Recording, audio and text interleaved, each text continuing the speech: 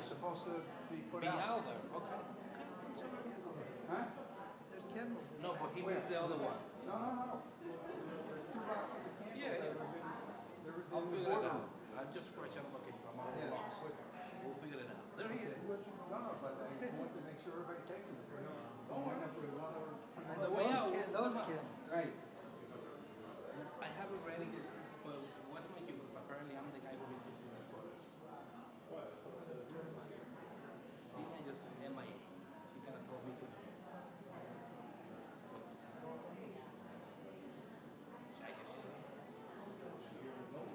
Yes.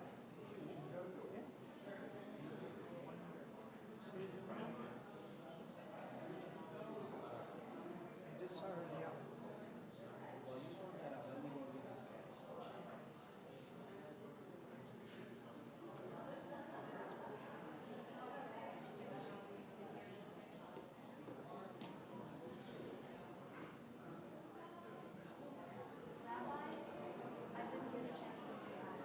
Hi, good, how are you? That's I remember which holiday. It was involved. It always is. And now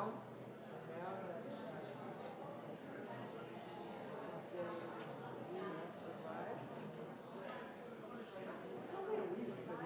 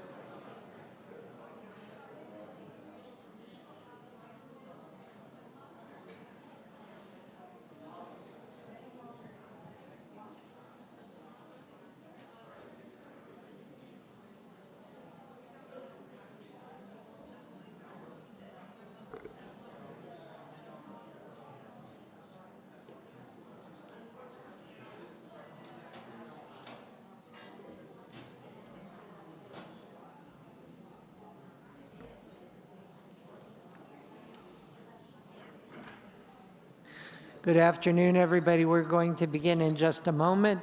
That's my mother. You'll need your Sidurim, your prayer books. We're going to start with the Mincha service, which starts on page 1.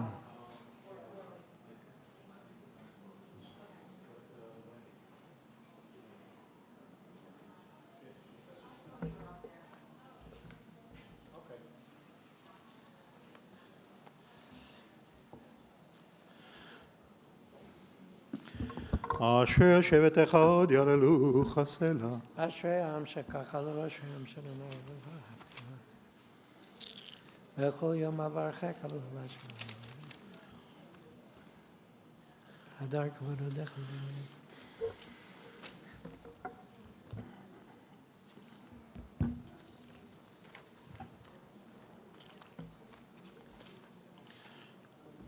כבוד מלכותך יאמר וגבורתך ידבר.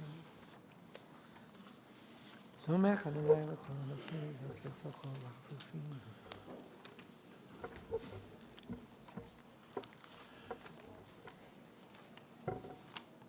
תהילת אדוני דברי פיו יברך בשר שקודשו לעולם ועד, ואנחנו נברך ימי התבר עולם, הללויה. יגדל ויקדש מרבה, מימד יברח חירותי וימליך מלכותי וחייכונו ויכונו וחי תכבד ישראל, ועגלה בזמן קריב ואמרו אמן. אמן. יש מרבה מבורך לעולם ולעולמי עולמיה. יתברך וישתבח וירפר ויתרומם ויתנשא ויתהדר ויתהלל ויתהלל שמי קודשה בריחו. לילה מכל בחטא ושעתה שבועתה ורחמתה דמירן בעלמה ואמרו אמן.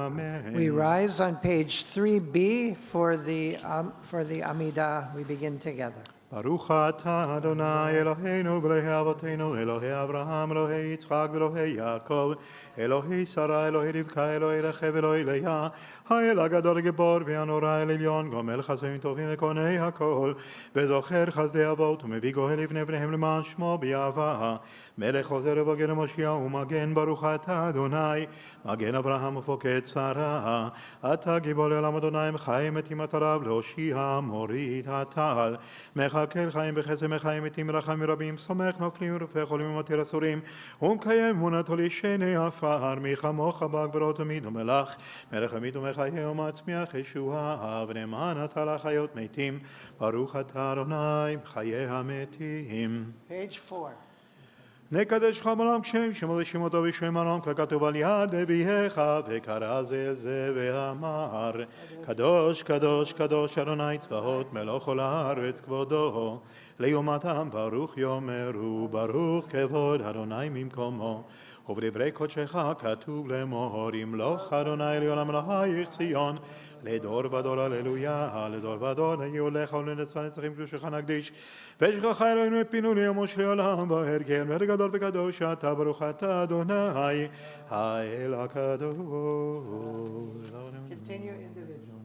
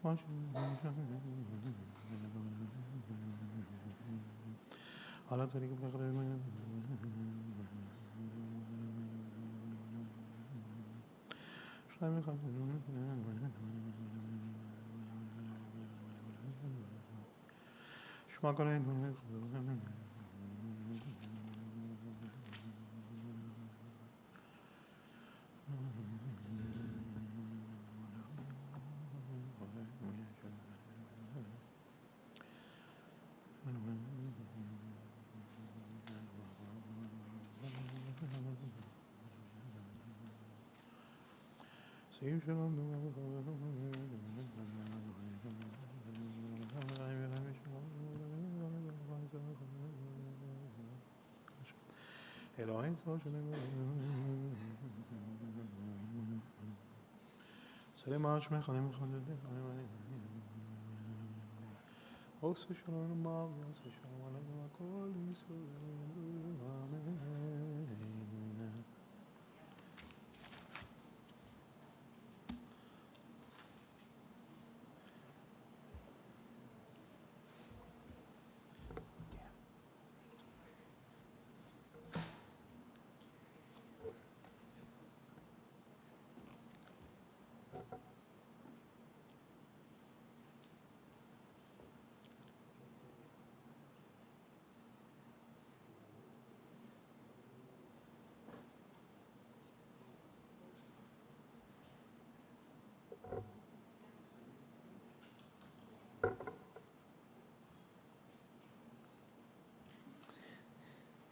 When you've completed your individual midah, we continue on page 10 with the full Kaddish.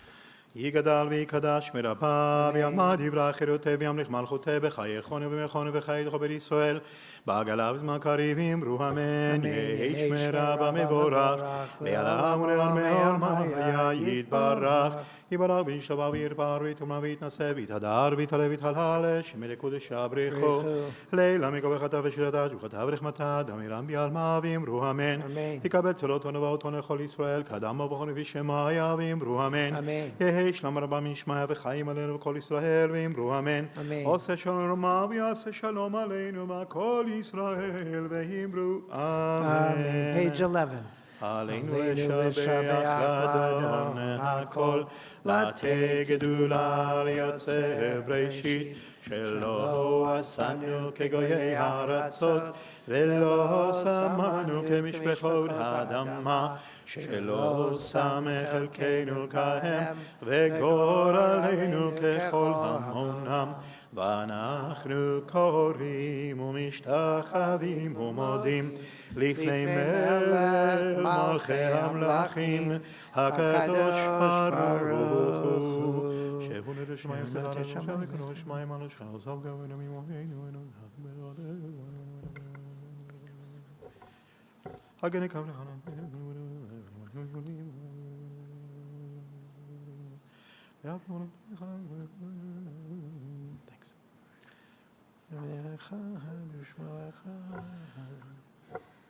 ונאמר והיה אדוני למלך על כל הארץ ביום ההוא יהיה אדוני אחד ושמו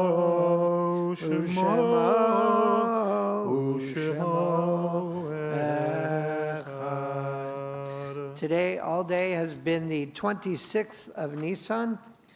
Yard sites for the following individuals are being observed by members of our congregation: Irving Wagner, Joseph Lepatin, Bertha Friedman, Melvin Roth, David Garfinkel, Nathan Dubowski, Doris Vine, Arthur Sherman, Gert Reich, Frank Zuckerbrot, Baba Baharastani, and Alice S. Cohen.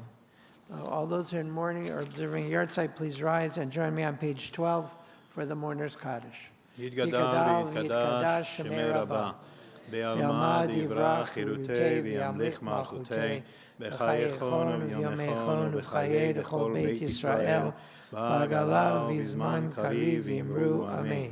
יהי שמי רבה מבורך לעולם ולעולמי עולמיה יתברך וישתבח ויתפאר ויתרומם ויתנשא ויתהדר ויתעלה ויתהלל שמי לקודשה בריחו לעילה מן כל ברכתה ושירתה תושבחתה ונחמתה תאמירן בעלמה ואמרו אמן.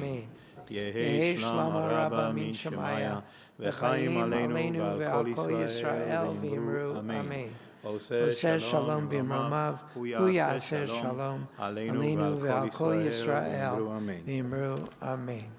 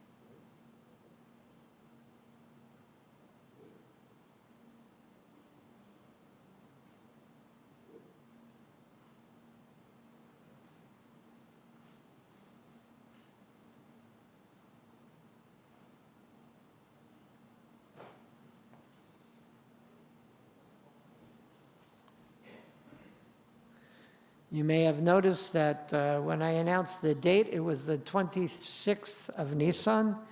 The 27th of Nisan has been designated by the State of Israel as the day of remembrance of the Holocaust and heroism, a day for saying Kaddish for the people who perished in the Holocaust, and we remember the Holocaust as we transition into the 27th of Nisan.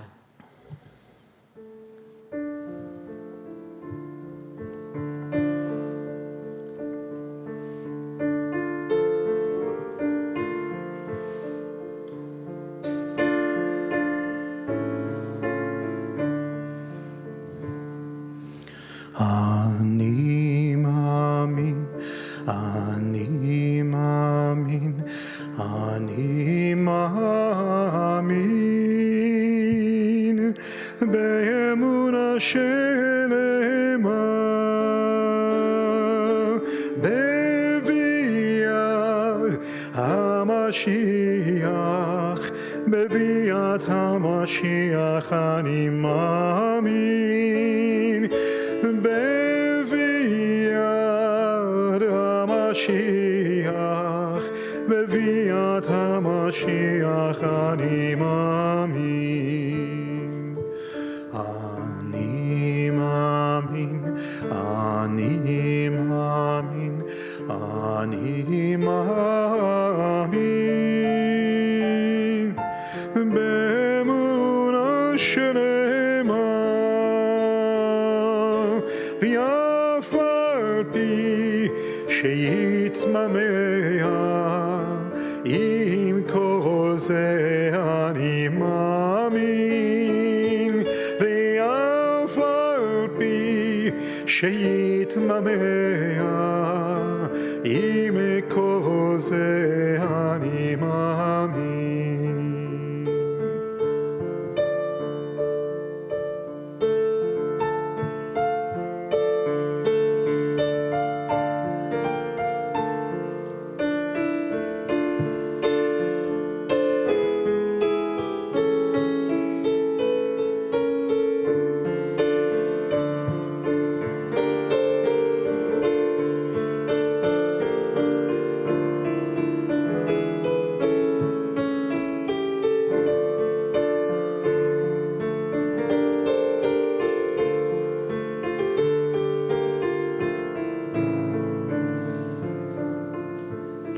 אני מאמין, אני מאמין, אני מאמין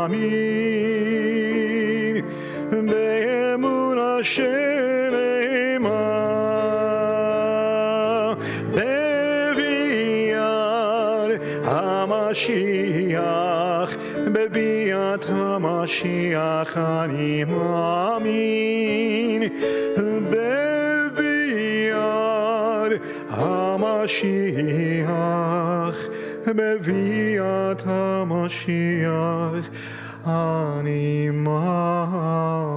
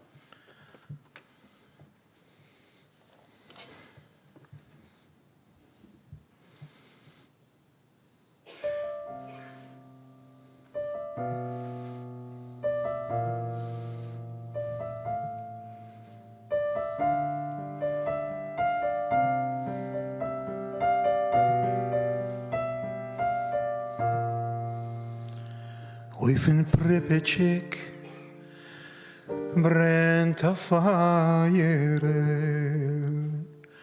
on in stube bis heis. Und der rebellerend kleine Kinderlach, dem Aleph Beis. Und der rebellerend kleine Kinderlach, dem Aleph Beis.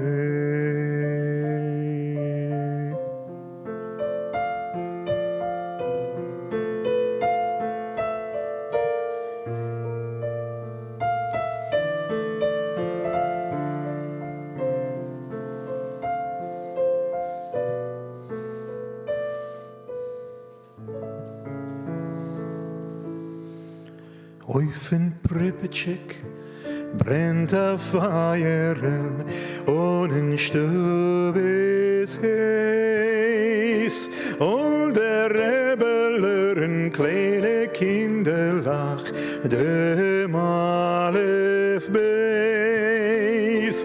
Und der Rebeller ein kleine Kinderlach, dem Aleph Beis.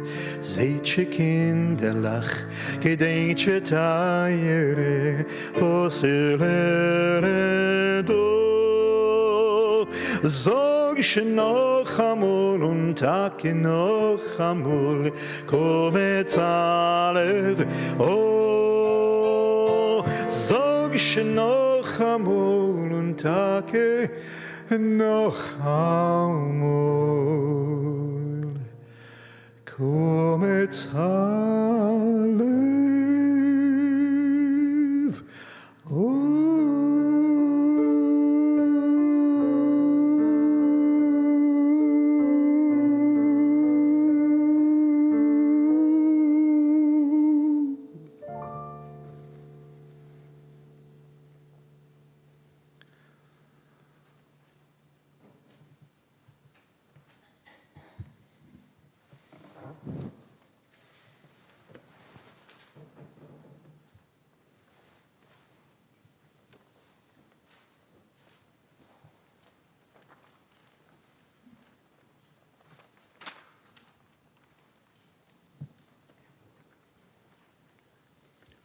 Learning about the Holocaust is not numbers, it is people.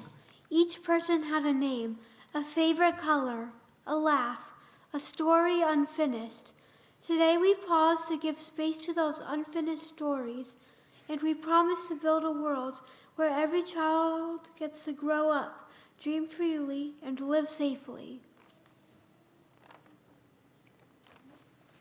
The Holocaust was not only about destruction, it was about courage. Courage to survive, courage to protect others, courage to remain human when others chose hatred.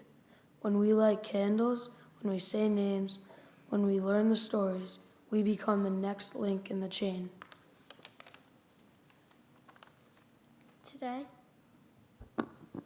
Today we do something very powerful. We remember, not because we lived it, not because we saw it, but because it's ours. We carry names that were almost erased. We carry stories that were almost silenced. We carry dreams that were almost destroyed. Because survivors rebuilt, because families were created again, because Jewish life continued. We are the proof every time we celebrate Shabbat. Every time we study Torah, every time we gather as a community, we are the answer to those who tried to erase us. This Shabbat, I will become a bat mitzvah. In doing so, I will honor my 105-year-old great-grandmother. She's a Holocaust survivor who lives in Israel. I honor her and all those who came before me in carrying on Jewish tradition.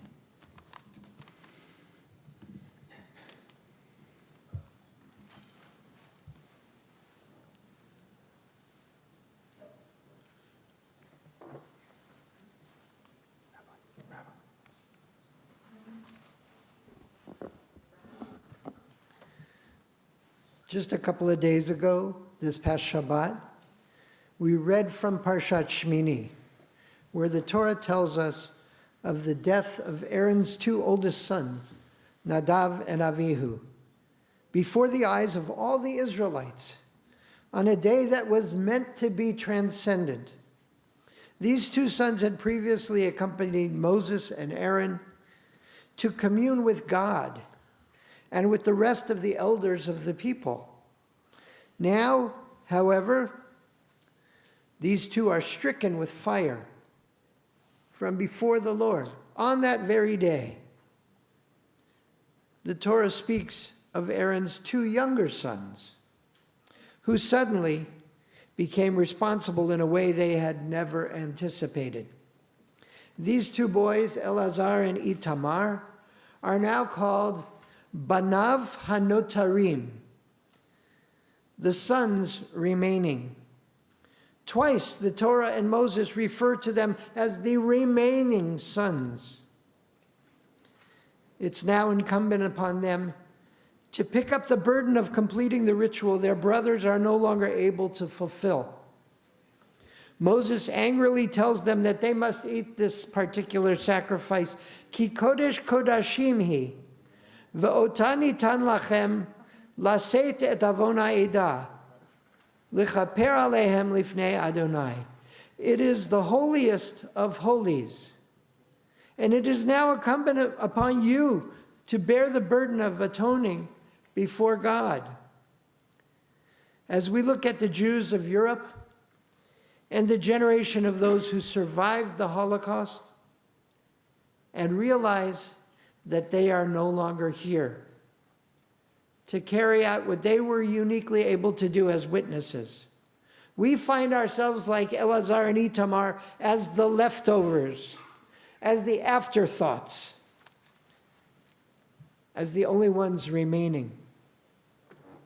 But just because the generation that was uniquely suited to remember and to witness is no longer here, we cannot allow ourselves to avoid their task. For it is Kodesh HaKodashim, the highest level of holiness. Without those among us who are the remaining children, Banim Hanotarim, the holy task of gaining atonement for that generation's tragedy before God may never be accomplished. We who remain here, we, the leftovers, we need to pick up the candles. We need to pick up the unfinished task for which we had no idea we would be responsible. For without us, how will God's people ever move forward? Now for the candle lighting of the survivors' families.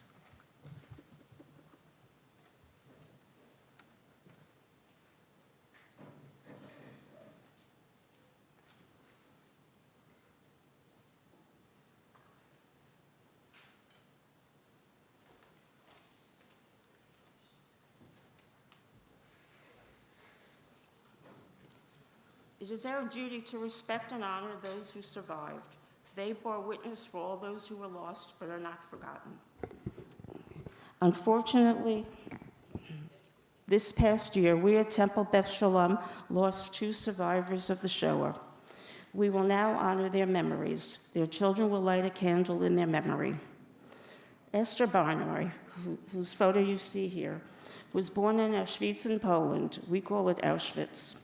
She and her family made their way to Russia and eventually to Italy to be placed on the ship, the Exodus, in 1945. The ship was turned back by the British, but she finally was brought to Israel in 1948. Esther passed away a few weeks ago on March 22nd. Her son, Cantor Barnard, will light a candle in her memory. May her memory be for a blessing.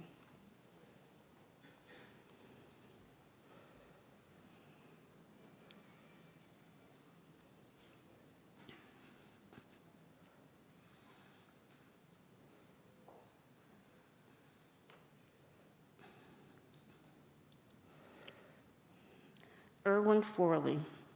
Erwin was born in Košice, Czechoslovakia, and grew up in Munchach.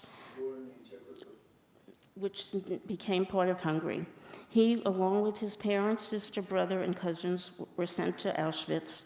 He and his father were in the subcamp of Budi, which was an agricultural labor camp.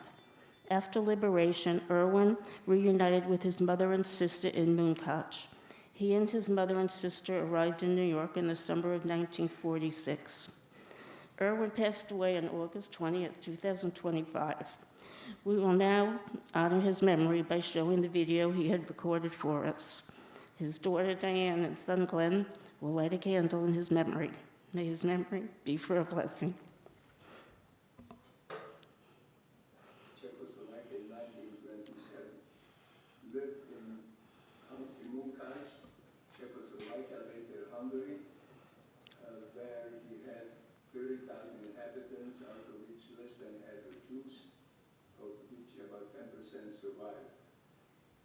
We were very comfortable until 1944, when the Germans came into Hungary, and we all ended up in Auschwitz, where my father, my brother, my 15 uncles and aunts, my grandfather, my two grandmothers, friends and cousins were murdered just because they were Jews.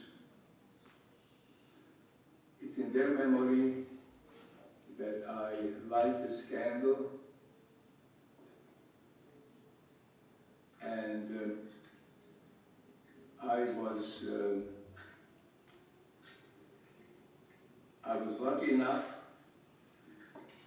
lucky enough to survive, and with my mother and sister we came to the States.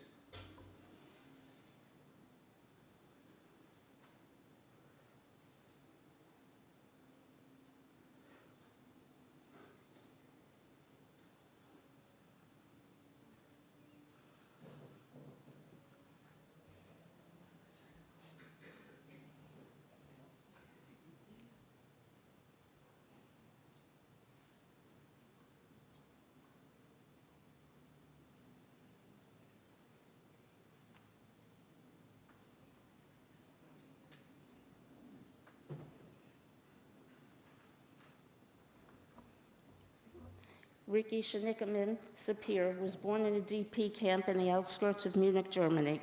Her family was from Warsaw. They fled the ghetto and hid with the Polish woman who had worked for them. When they were forced to leave her home, they continued to run and hide in different places throughout Poland. Matis Schnickerman Sapir, Frida Schnickerman Sapir, and her Schnickerman Sapir survived this horrible ordeal.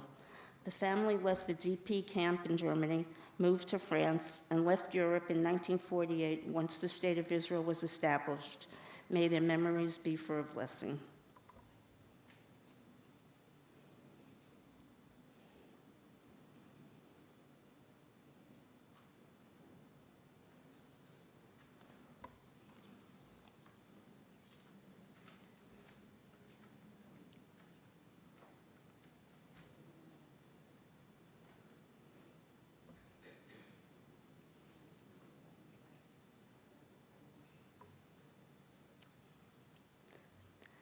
Time stands still for no one, and unfortunately many of Beth Shalom's survivors are no longer with us.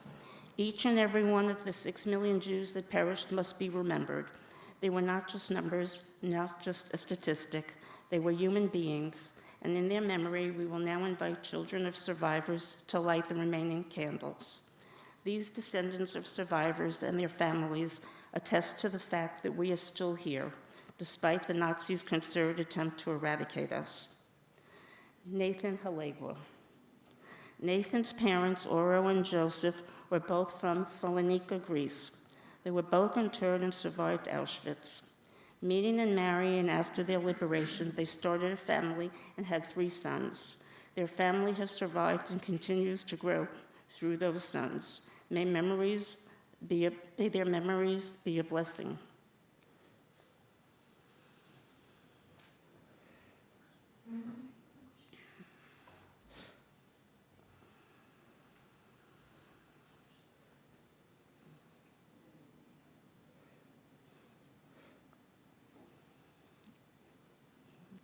Elaine Walmuth Perry.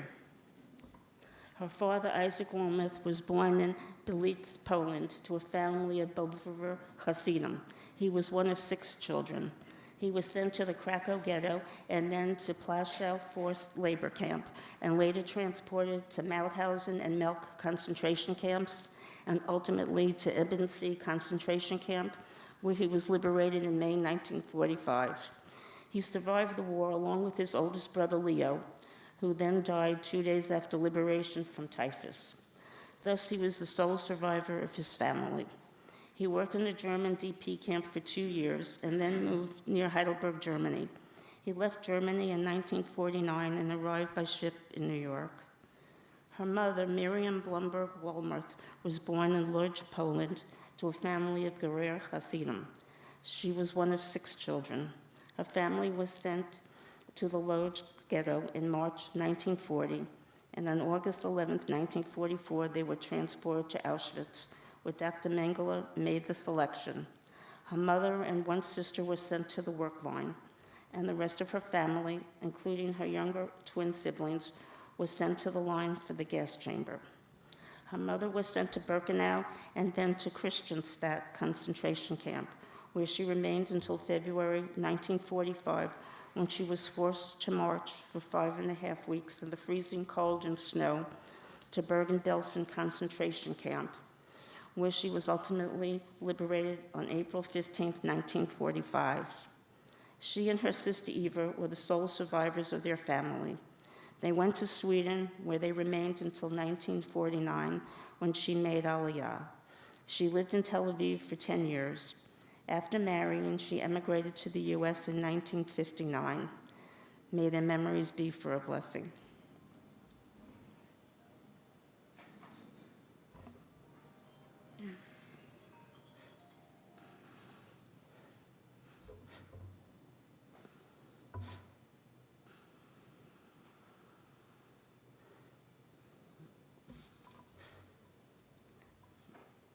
Rose Gold-Warshawski and her sister Dina are here. Their father, Motek Olympiaski, was born in 1919 in Kielce, Poland. His family operated a lumber business. He was the oldest son and had 4 older sisters and 3 brothers. His parents, youngest brother, and 2 oldest sisters, along with their families and children, were killed in the gas chambers of Treblinka. He and his other sibling were sent to Auschwitz. He was in Buna concentration camp, known now as Auschwitz III.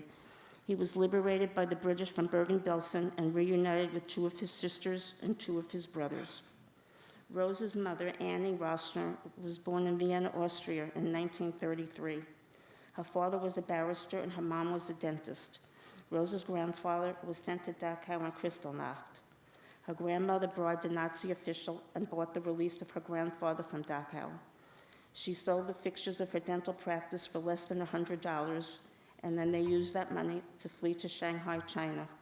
They survived the war in the Shanghai ghetto. Her family emigrated from Shanghai to San Francisco after the war. May their memories be for a blessing.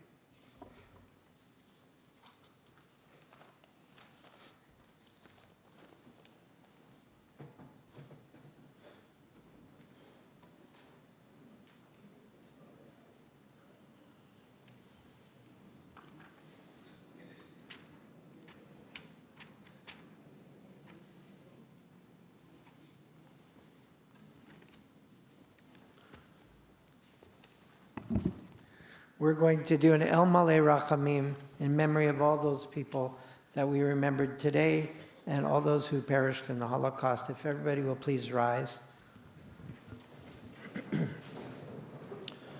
El Maleh Rachamim Shochen Bamromim Hametzei Menucha Nechona Tachat Kanefei Ashchina B'malot קדושים וטהורים, כזוהר הרקיע ומסיירים, לנשמות כל אחינו בני ישראל, שנטבחו בשואה,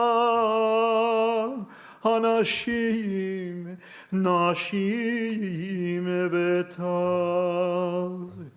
שנחנקו ושנשרפו ושנהרגו, שמסרו את נפשם על קידוש השם בגן עדן תהיה מנוחתם. ענה בעל הרחמים, הסתירם בסתר כנפיך לעולמים, וצרור בצרור החיים את נשמותיהם. אדוני הוא נחלתם, וינוחו בשלום על משכבותיהם, ונאמר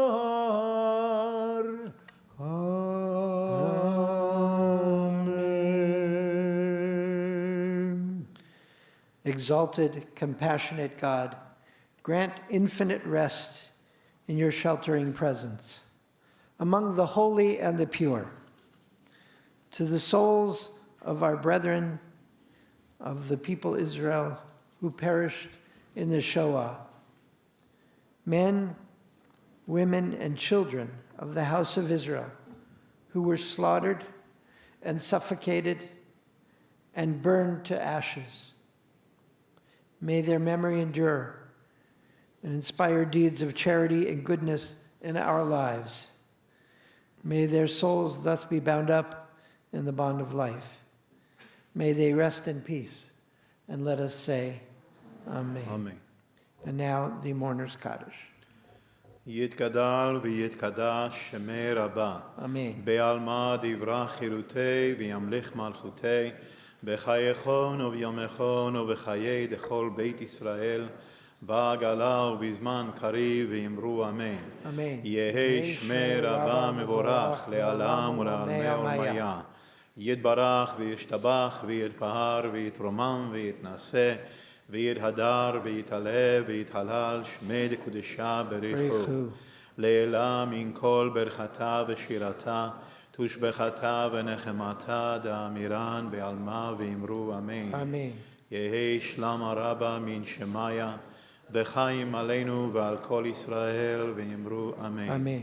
עושה שלום במרומיו הוא יעשה שלום עלינו ועל כל ישראל ואמרו אמן. Amen. We may be seated.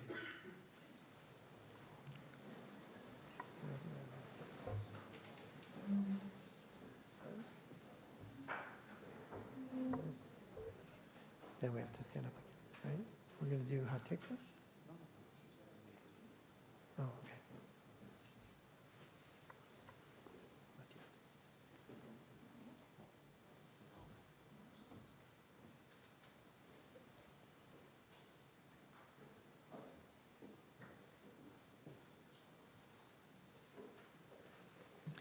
I'd love to share a song with you guys.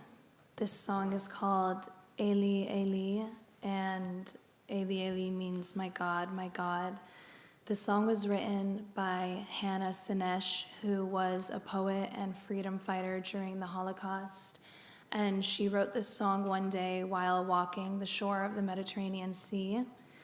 And not long after writing this song, she returned to Europe to help save Jewish lives, where she eventually was captured by the Nazis and tortured for months before being executed. Her words survive her, and today we continue to carry them with this beautiful song.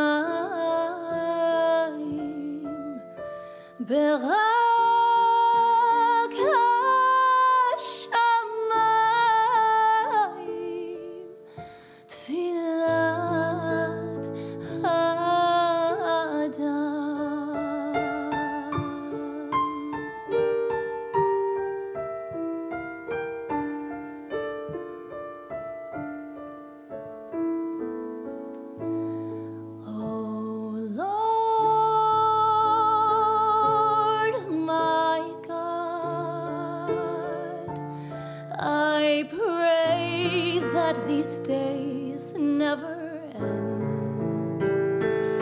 The sand and the sea, the rush of the waters, and the crash of the heavens, the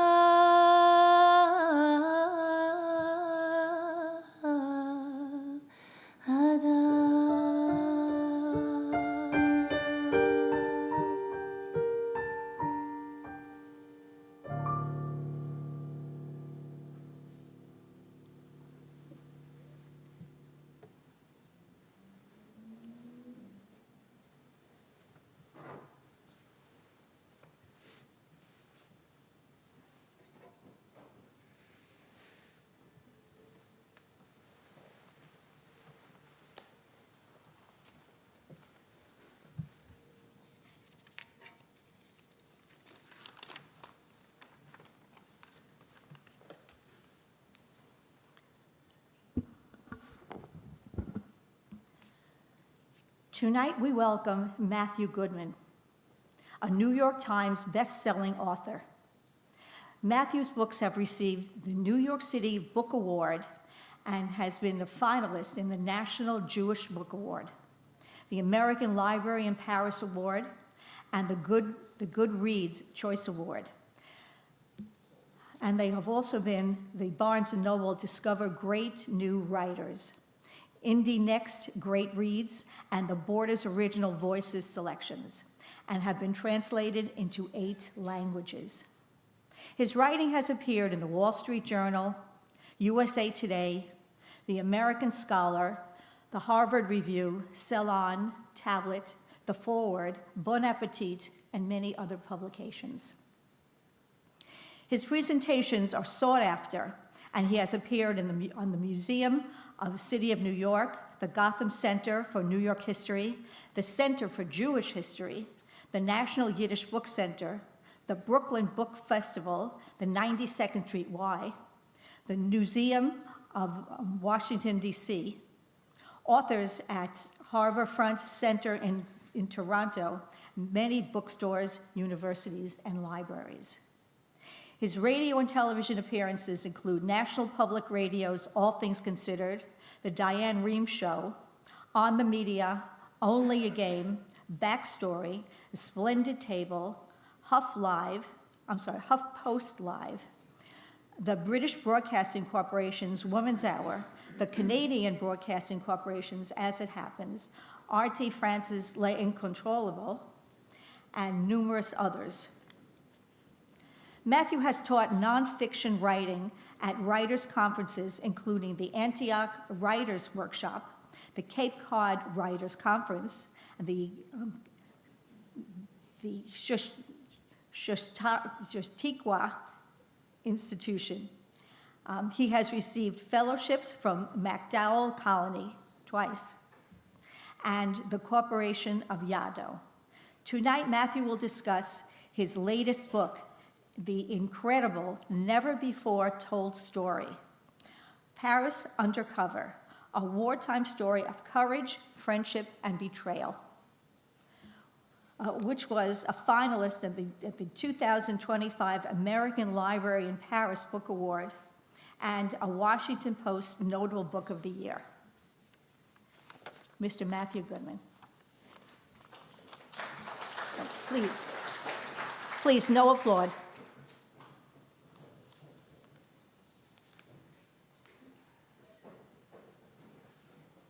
Thank you very much. I'm honored to be with you tonight as part of this beautiful and sacred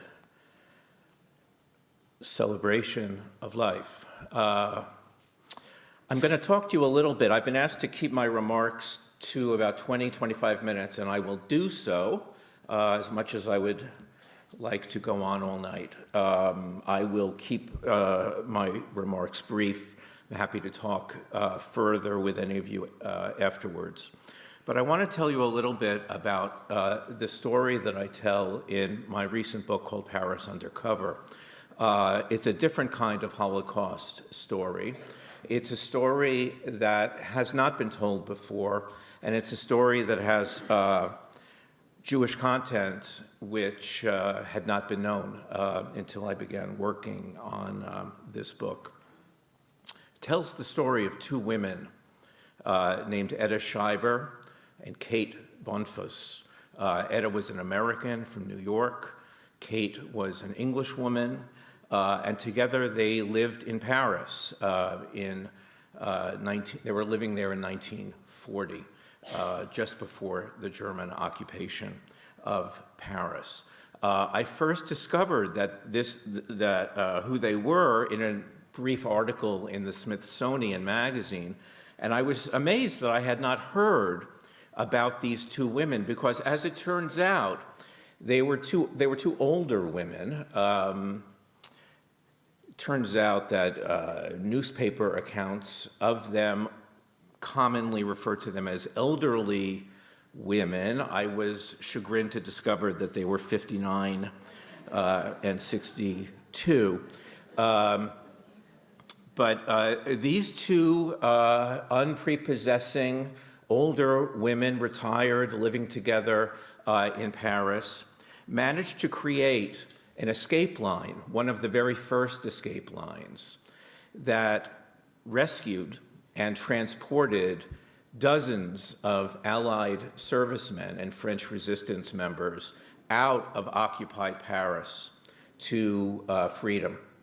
And their story had never been told before.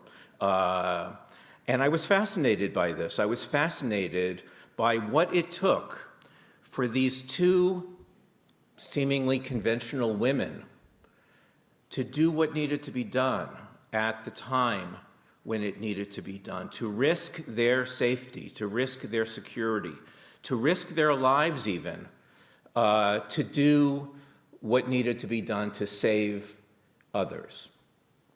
for that is what they did. And both of them ended up in German prison camps. When Etta came back to the United States in 1942, she had been traded for a German female spy. She wrote a memoir entitled Paris Underground, telling about her feats, she and Kate's feats in Europe. It became a bestseller. It was on the New York Times bestseller list for 18 straight weeks. It was made into a movie. It was serialized in Reader's Digest, and so forth. But she's basically unknown today. What these two women did was they broke out prisoners of war from German military hospitals, got them civilian clothes, and hid them in the trunk of their car, and drove them through German check marks back to their apartment in Paris. And while they were there, they fed them and sheltered them using their own money, and then eventually got them fake identity cards, railway passes, and so forth, and eventually created single-handedly an escape line that stretched all the way across France, from northern France down to Marseille. They would take the men from the north, bring them down to Paris, and then put them on a train and send them to the west, to right near the line of demarcation, where they had met a man by the name of A.W.E.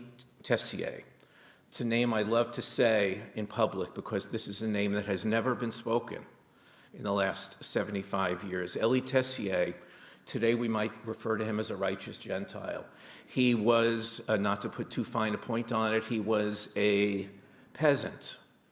He could not read or write. He signed his name with an X. He had been gravely wounded in World War I, but he owned a boat. He owned a little boat. And on this boat, he would transport people who needed to get out of France down the River Dordogne to the line of demarcation and then walk them across himself into unoccupied France. He was what was called a passer. Many of these passeurs were unscrupulous. They charged great fees for their services, and they were especially unscrupulous when it came to Jewish refugees, because the belief was often incorrect that these Jewish people had a lot of money, and their situation was so dire it was thought they would pay anything to do this. But Elie Tessier did not charge any money to rescue his Jewish passengers. Eventually, he too was captured, and he died tragically in a Nazi concentration camp from a blow delivered by a Nazi rifle. But Etta and Kate kept this up for a period of 3 months, at which point their escape line was infiltrated and captured. Kate, who was really the leader of the two, was sentenced to death at a Nazi military tribunal. She was the first woman in Paris ever to be sentenced to death by the Nazis. But Hitler, because her case eventually did go all the way up to Hitler and then ultimately to the Pope, he decided he did not want to kill her because he did not want to create a martyr. And so he instead made her a night and fog prisoner. Some of you know about who they were. They were the prisoners whom Hitler had deemed the most dangerous political prisoners. And rather than kill them, he just sent them into the night and fog, where they would disappear deep behind Nazi lines. So in 1943, when Etta's book came out, no one knew what had happened to Kate. No one knew if she was alive or dead. I discovered that, in fact, she had survived and survived the rest of the war in a Nazi prison camp with fellow political prisoners, and she was ultimately liberated in 1945 and came back to Paris weighing 70 pounds. All of her teeth had been knocked out during Nazi torture, but she survived and ultimately lived to the age of 80. Blessed be she. So I read Eda's memoir, and little by little I began to notice, and this is documented in my book, that there were things that didn't seem to make sense in this memoir. There were elements of the story that I could not find as much as I tried. I worked on this book for 5 years. I had researchers working for me in Germany and France and Italy and England, and we could not find some of the people mentioned in this book. And little by little, and again, I'll spare you all the details. Little by little, I discovered that much of what was written in this book was not true, was actually fictionalized, was actually made up. That in fact, this book that had spent 18 weeks on the New York Times bestseller list was largely, or nonfiction bestseller list, was in fact largely fictionalized. And then I had to ask the question of why.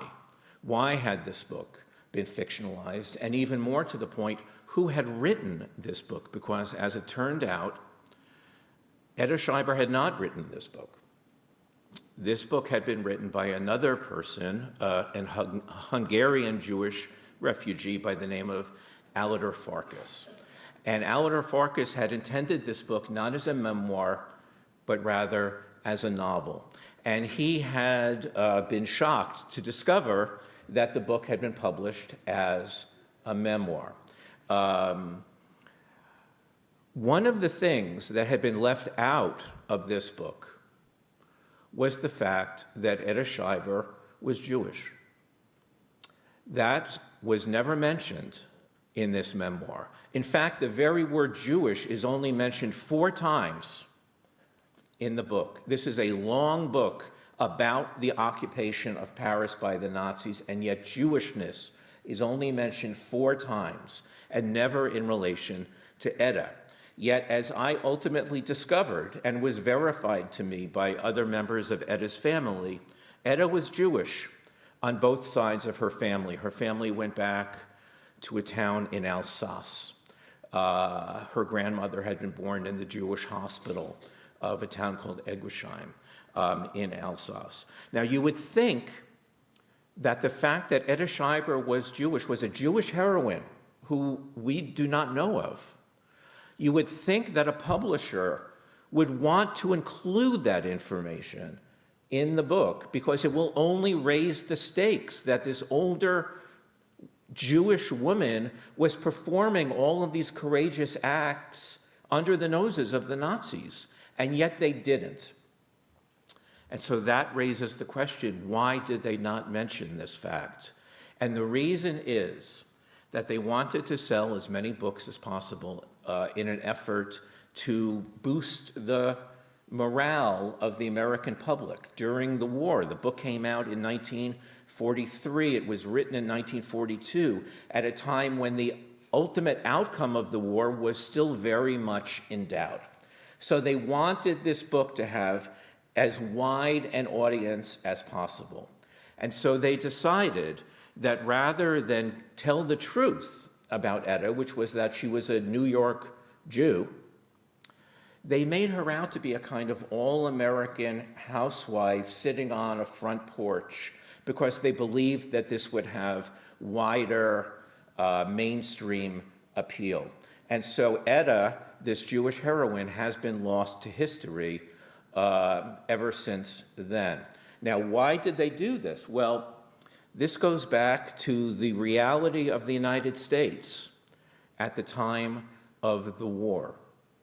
If you go back, and I'm sure many of you have done this, and taken a look at American popular opinion polls from the late 1930s and early 1940s, you would be shocked by some of the results that were discovered in polls by eminent pollsters such as Gallup and Roper, in which nearly half of the American people felt that somehow the Jews of Europe, it was their own fault that this was happening, where 20% in one poll of the Jewish people felt that Jews should be deported from the United States.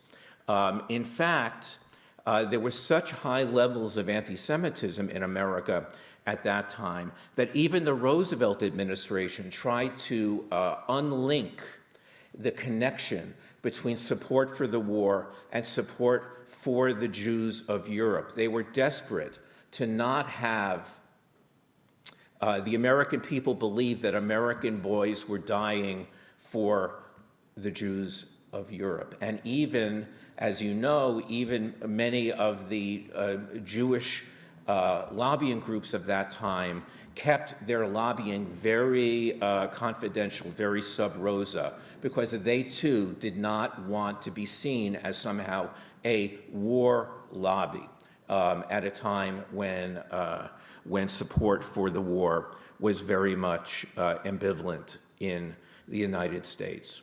So Etta Schreiber was a Jewish heroine who is little known today, but happily enough, better known today as a result of this book. I could say a lot more about this and the circumstances of the memoir and how it came to be written and why it came to be written in the way that it did. But I will close by saying this, that when I first read the story of Etta Schreiber and Kate Boniface, or read the mention of the story of Etta Schreiber and Kate Boniface, I was struck by the question. This was in the end of 2019, just before the pandemic. I was struck by the question of what it took for two people who were not directly affected by the Holocaust. And this was the time, by the way, when they were undertaking this escape line, was the very moment at which the anti-Jewish laws in France under the Vichy government were being enacted. This was the moment that Etta Schreiber, a Jewish person, walking home would see the yellow stars on the shop windows, indicating that they were owned by a Jewish shopkeeper. This was the moment when Jewish lawyers were being expelled from the bar of France. This was the moment when Jewish professors were being fired, and so forth. So what was it that allowed these two women to risk themselves, to do what needed to be done? That is an eternal question. That is a question that was true not just in 1940, but is true today. How does one face encroaching authoritarianism? How does one face attacks on the vulnerable, attacks on outsiders? How does one stand up? What does it take for someone to risk themselves, to risk their security on behalf of others? I was honored to be able to tell the story of Etta Schreiber and Kate Boniface, and I have been gratified by the response that the book has gotten from readers over the course of the past year. Thank you so much to Wendy and to Roz and for inviting me to be here with you tonight. It's been my great honor to be able to participate in this service with you tonight. I'm happy to speak with you and answer any questions afterwards outside. Again, thank you. Thank you so much.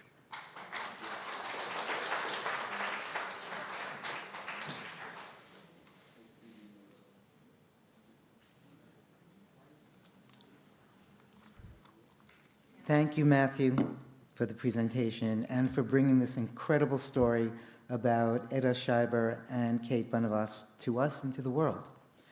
Their bravery and commitment deserve our admiration.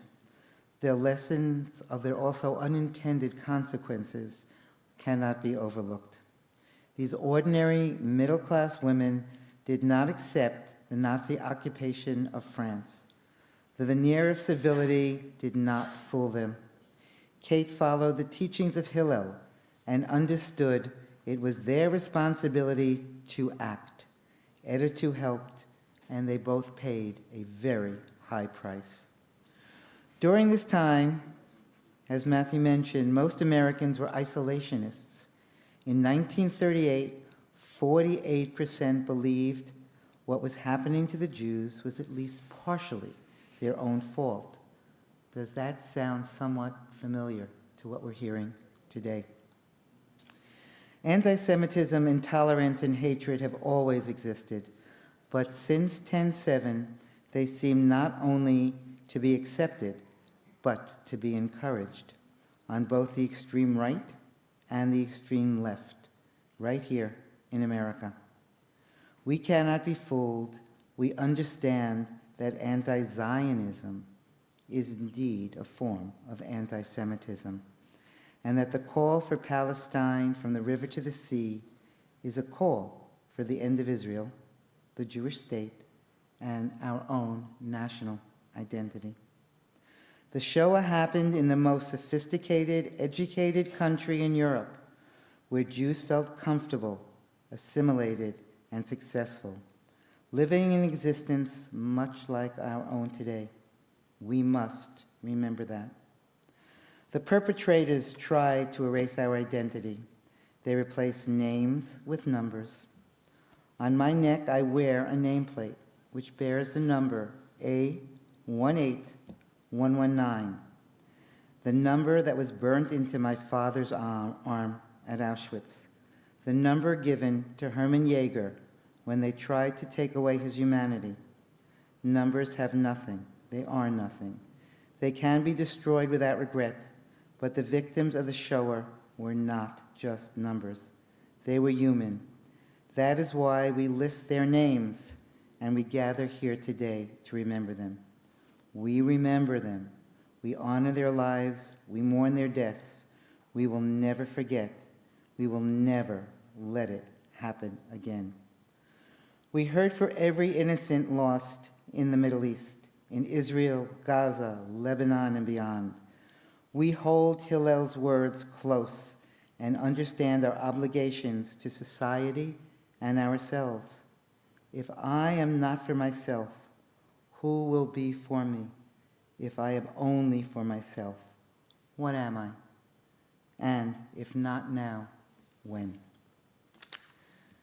Thank you to Cantor Barnoy, Rabbi Bachman, and Gazal for your moving contributions. Thank you to my co-chair, Roz Landsman, our committee, and the staff of Temple Beth Shalom. Above all, thank you to the students and the teachers who are here tonight. In you, we see a bright future, a future of kindness, justice, and hope. We will never forget, and we will continue to exist. Mr. Goodman has kindly agreed to sign copies of his book. If you've pre-purchased copies, they're in the lobby, on the lobby table, and additional copies are available. Cantor and Rabbi will now lead us in Mariv, followed by Hatikva, the anthem of a free state of Israel, a state those who perished only dreamed of, a state we must now support and fight for. Hatikva, a song of hope for better times and a better future. As you leave, please do so in silent respect. We shall never forget, and we shall never allow it to happen again. Thank you.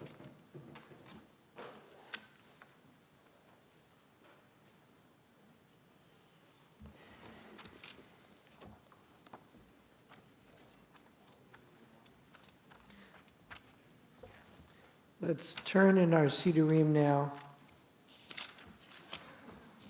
to page 281. Page 281, please rise for the Mariv service. וברכו מכפר ומולו ישחית והיבלו שבפר וכל חמתו אדוני השם רכנינו ביום קוראנו ברכו את אדוני המבורך ברוך אדוני המבורך לעולם ועד. We may be seated. Baruch Adonai. Ori yom v'layla galel or mipnei choshech v'choshech mipnei or אל חי וקיים תמיד מלך עלינו לעולם ועד. ברוך אתה אדוני המעריב הרבים.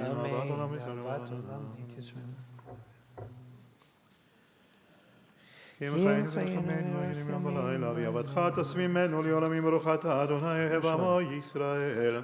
שמע ישראל אדוני אלוהינו אדוני אחד. ואהבת את אדוני אלוהיך בכל ים שמות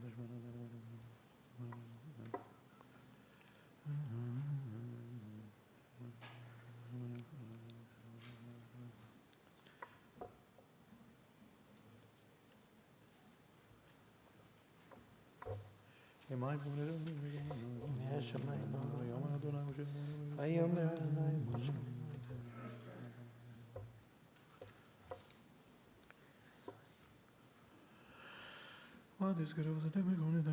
למען תזכרו ועשיתם בכל מצוותיי ואתם קדושים עליכם אשר הוצאתי אתכם מארץ מצרים להיות לכם לאלוהים אני אדוני אדוני אלוהיכם אמת.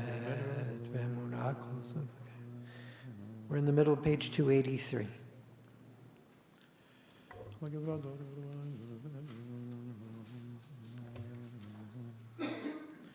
ומאחותו ברצון קיבלו הרי משה בני ישראל חנו שירה ושמחה רבה ויאמרו כולם מי כמוך בנים אדוני מי כמוך נדן בקודש נוראתי לא להוסיף אלה מלכות חרב ונחבו קיים לפני משה זה אלינו ויאמרו אדוני ימלוך לעולם ועד ונאמר כי יפקד אדוני את יעקב וגיע לו מלך חזק ממנו ברוך אתה אדוני קהל ישראל.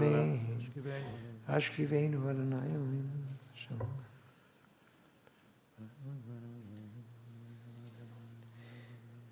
ושמור צאתנו ועינו לחיים על שלום יתה ולעולם. ושמור צאתנו ועינו לחיים על שלום יתה ולעולם ברוך אתה אדוני שומר עמו ישראל. אמן. ברוך אדוני לעולם אמן ואמן.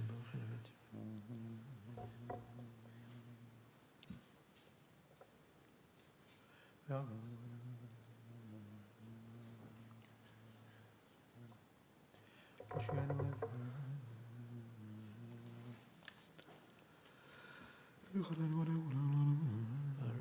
ביום ברוך אדוני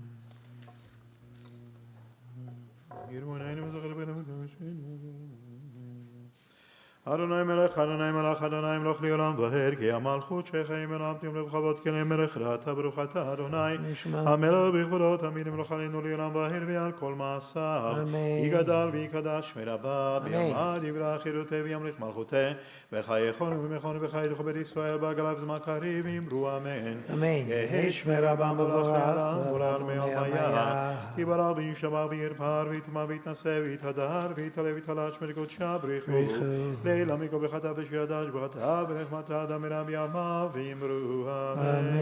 The individual meetup pages 286 through 291.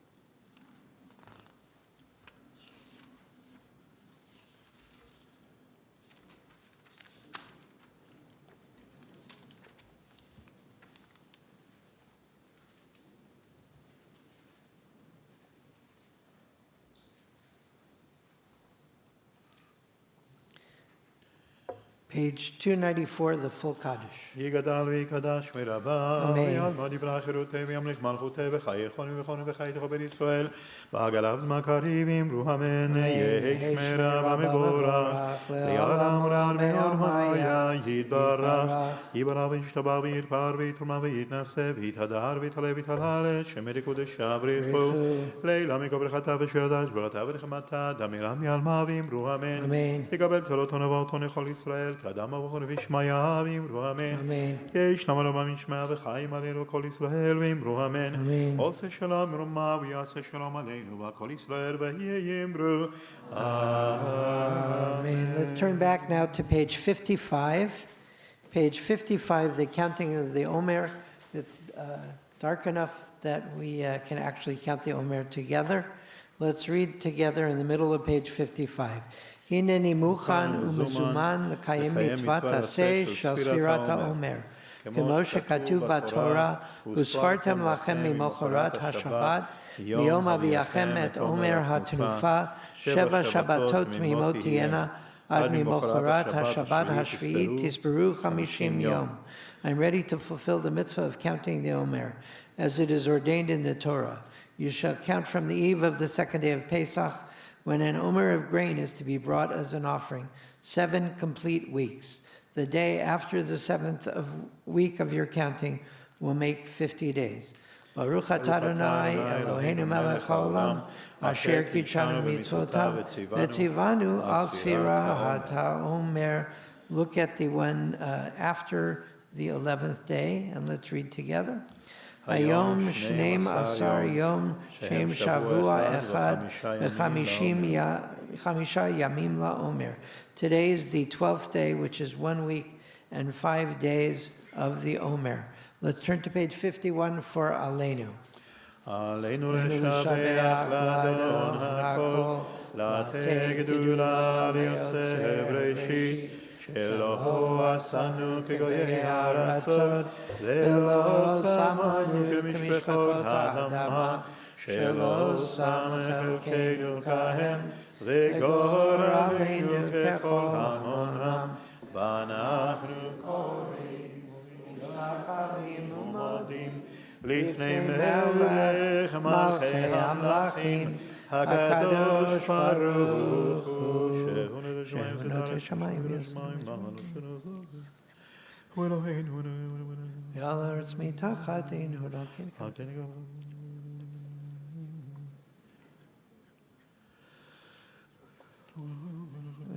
כי המלכות שלנו אדוני ימלוך לעולם ועד ונאמר והיה אדוני למלך על כל הארץ ביום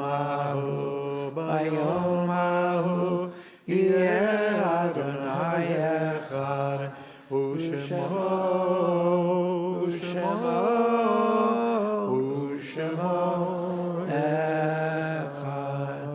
Tonight and tomorrow is the 27th of Nisan. Yard sites for the following individuals are observed by members of our congregation: Judith Harmon, Bertold Lipper, Aaron Fox, S. William Levy, and Sophia Elsner. All those who are in mourning are observing a yard site. Please rise and join me on page 52 for the mourner's Kaddish. יתגדל ויתקדש שמי רבה, בעלמא יברח חירותי וימליך מלכותי, בחייכון וביומכון ובחיי לכל בית ישראל, בעגלה ובזמן קריב ואמרו אמן. יהי שמי רבה מבורך לעולם ולעולמי עמיה. יתברך וישתבח ויתפאר ויתרומם ויתנשא, ויתהדר ויתעלה ויתהלל, שמי דקדושה בריחו. לילה מן כל ברכתה ושירתה, תושבחתה ונחמתה, תאמירן בעלמה ואמרו אמן. יהי שלום רבה משמיה, וחיים עלינו ועל כל ישראל ואמרו אמן. עושה שלום במרומיו, הוא יעשה שלום עלינו ועל כל ישראל ואמרו אמן. I'd ask everybody to please rise for as Gazal leads us in Hatikva.